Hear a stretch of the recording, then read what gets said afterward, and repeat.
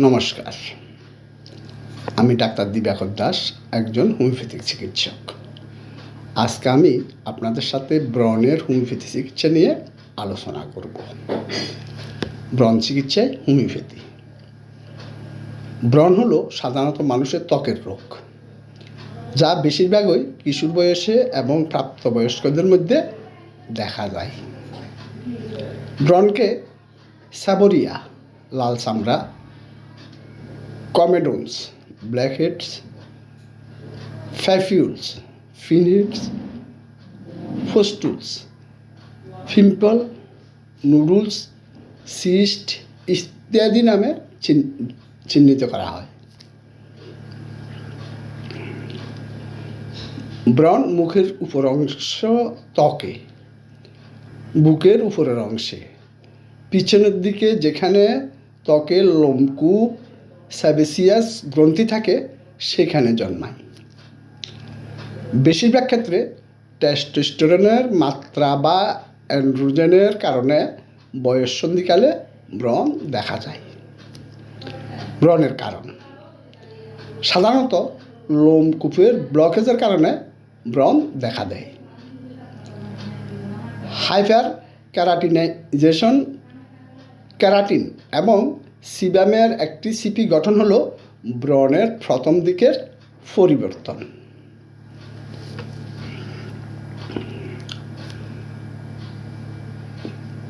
বর্ধিত সাবাসিয়াস গ্রন্থি, সিবামের নিঃসরণ বৃদ্ধি ব্রণের কারণ। সাবাবিয়াম গ্রন্থি সেবাম দ্বারা অবরুদ্ধ হলে তখন মৃত কোষ প্রদাহ সৃষ্টি করতে পারে এবং ফিস্টিউল তৈরি হতে পারে। বর্ধিত টেস্টোস্টেরন সিবামের নিঃসরণ বাড়ায়, তাই অল্প বয়স্কদের মধ্যে ব্রণ দেখা যায়। বয়ঃসন্ধিকালে এবং মাসিকের সময় ব্রণ বৃদ্ধি পায়। হাইপোথাইরয়েড, কুশিং সিনড্রোম, পিসিওডি এর কারণে ব্রণ বেড়ে যায়। গর্ভাবস্থায় ব্রণ বাড়তে পারে। ব্রণের মধ্যে রয়েছে সেবোরিয়া, সিবামের নিঃসরণ বৃদ্ধি, কমোডোনস, ফ্যাফিউলস, ফস্টুলস ইত্যাদি। ক্ষত নিরাময়ের প্রক্রিয়ায় অত্যধিক কোলাজেন গঠনের মাধ্যমে ব্রণ দ্বারা সৃষ্ট ডার্মিসের প্রদাহ দ্বারা ব্রণের দাগ তৈরি হয়। আইসপিক দাগ, গাড়ির বক্সের দাগ, হাইপারট্রফির দাগ, বিভিন্ন ধরনের দাগ। ফিগমেন্টের দাগ সিস্টিক ব্রণ গঠনের ফলাফল, তাই সিস্টিক ব্রণ প্রায় একটি স্ফীত লাল চিহ্ন দ্বারা যুক্ত হয়। হোমিওপ্যাথি এবং ব্রণ। ব্রণের জন্য হোমিওপ্যাথি প্রচলিত চিকিৎসা থেকে আলাদা, যে কারণে একটি হোমিওপ্যাথিক প্রতিকার প্রতিটি ব্যক্তির জন্য পৃথকভাবে নির্বাচন করা হয়।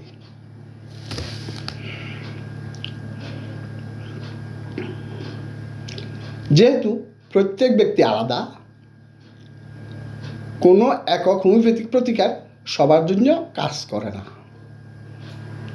একজন ব্যক্তির অনন্য উপসর্গের উপর ভিত্তি করে একটি প্রতিকার বাছাই করা হয়, যার মধ্যে তবে সীমাবদ্ধ নয় ব্রণের লক্ষণ রয়েছে। তাই একজন হোমিওপ্যাথিক চিকিৎসকের নিকট সঠিক লক্ষণসমূহ প্রকাশ করতে পারলে ব্রণের চিকিৎসার ক্ষেত্রে সবচেয়ে বেশি সাফল্য পাওয়া যাবে। হোমিওপ্যাথরা ব্রণ নিরাময়ের জন্য বিবেচনা করে এমন অনেকগুলো সম্ভাব্য প্রতিকারের মধ্যে কয়েকটি নিচে দেওয়া হলো। হিপারসালফ, পিম্পল যা খুব বেদনাদায়ক, তারা চামড়ার একটি স্প্লিন্টার মতো মনে হতে পারে। ক্ষত স্পর্শে খুব সংবেদনশীল এবং সম্ভবত ঠান্ডা। এগুলি কপালে ফসলের মধ্যে গুচ্ছ হতে পারে এবং সহজেই ফুস এবং হোয়াইট হেড তৈরি করতে পারে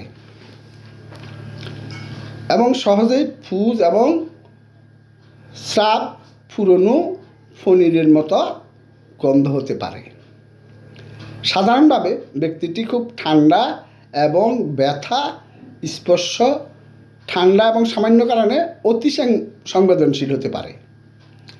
ক্যালকেরিয়া সাল্প।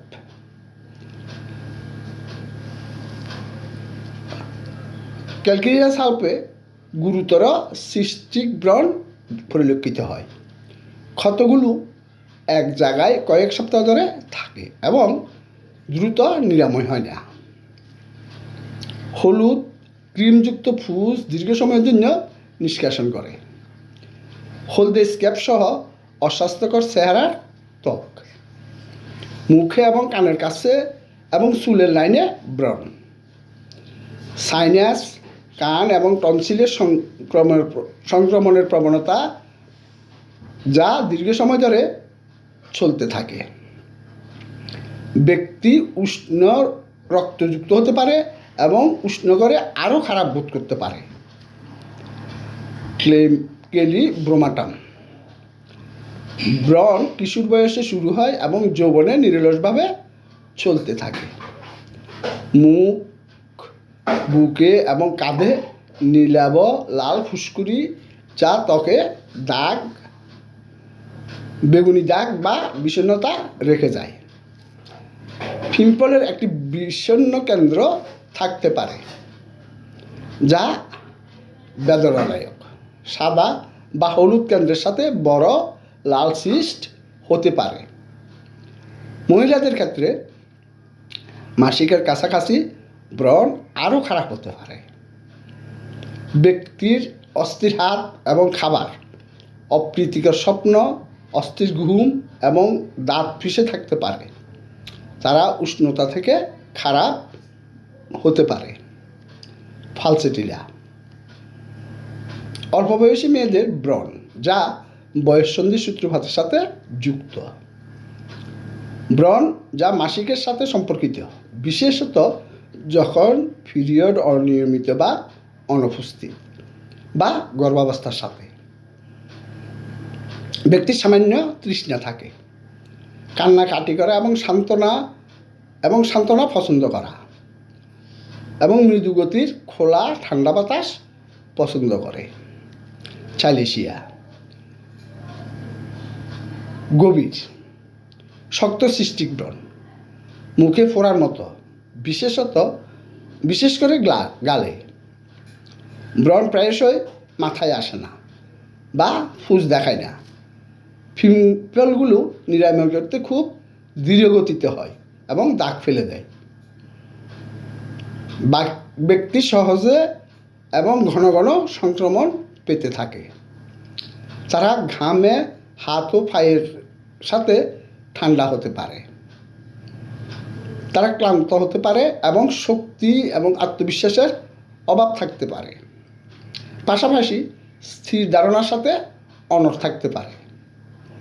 সালফার। খুব তৈলাক্ত ত্বকের সাথে ব্রণ।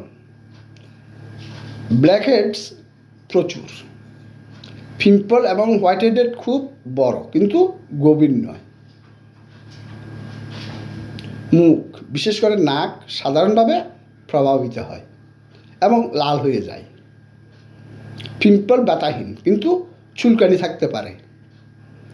ধোয়া থেকে ত্বক রুক্ষ এবং খারাপ হতে পারে। তাপ মাসিকের আগে এবং চর্বিযুক্ত খাওয়ার কারণেও ব্রণ খারাপ হতে পারে। এই প্রতিকারটি বিশেষ করে রোসেসিয়ার জন্য নির্দেশিত হয়। মুখের লাল ভাব এবং যা ব্রণের মতো বিস্ফোরণ ঘটায়। এছাড়াও আরও ব্রণের জন্য আরও অনেক প্রতিকার রয়েছে। আমি ডাক্তার দিবাকর দাস 1988 সাল থেকে হোমিওপ্যাথি চিকিৎসা পেশায় নিয়োজিত এবং হোমিও হলের স্বত্বাধিকারী। সারা দেশ থেকে রোগীরা অনলাইনে অটিজম সহ যৌন মানসিক জটিল ও পুরাতন রোগের চিকিৎসায় পরামর্শ নিয়ে থাকেন। যোগাযোগের ঠিকানা: উর্মি হোমিও হল, ফলিয়াতলী বাজার, হালিশহর, চট্টগ্রাম। মোবাইল 018133330373।